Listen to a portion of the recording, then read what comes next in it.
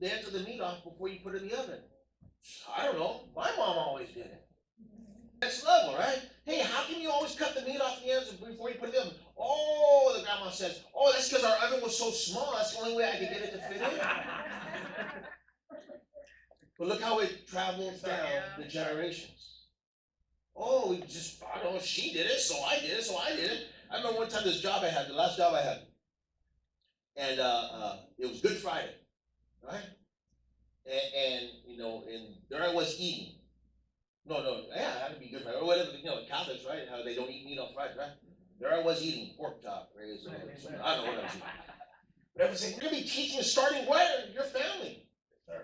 Those around you, those close to you, right? You're going to start teaching them how you live and the things you do. You're teaching, you're guiding, you're discipling them, right?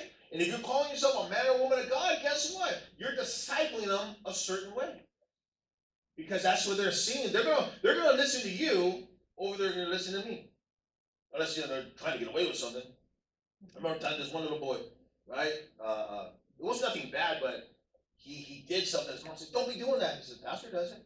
I think I was clowning. So you start clowning. I do clown that person a lot, so I better stop. It was something. It wasn't bad or nothing like that.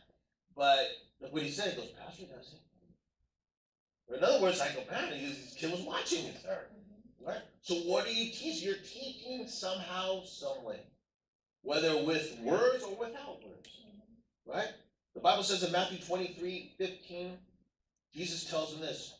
He says, "Woe to you, teachers of the law and Pharisees. You're hypocrites. You travel over land and sea to win a single convert, and when you have succeeded, you make them twice as much as a child of hell as you are." Wow. So in other words, like he says, you guys go all these places, win converts, and then you just make them the devil. You're not making them people of God. Because man, you're twisting them and you're converting them into Son of God. See, each and every one of us, we're going to be teaching somehow, some way. You're going to be teaching your family. You're going to be teaching even your neighbors. Come on, right? Even your neighbors, as they see you go to church.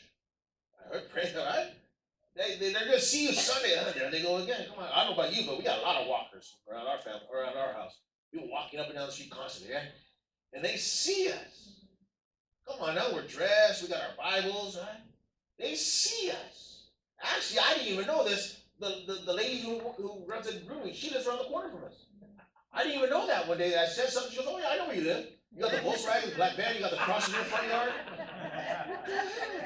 She goes, "Yeah, I just live around the corner." I said, watching. I had no idea. We were here like a year before I even found that out. Watching though. I said, let's see if these people are people of God. Come on, guys. Let's see. I see them in church. Let's see how they act at home. Come on now. Right? So we're always going to be teaching, making disciples. You're always going to be making a disciple somehow, some way. Not only that, here's another thought. Who are you teaching? Who are we teaching? We're called to teach everybody. Right? Matthew chapter 5, verse 16, the Bible says, "In the same way, let your light shine before others, that they may see your good deeds and glorify your Father." What I say. Come on now. So the question was, what stops us from obeying or being a disciple?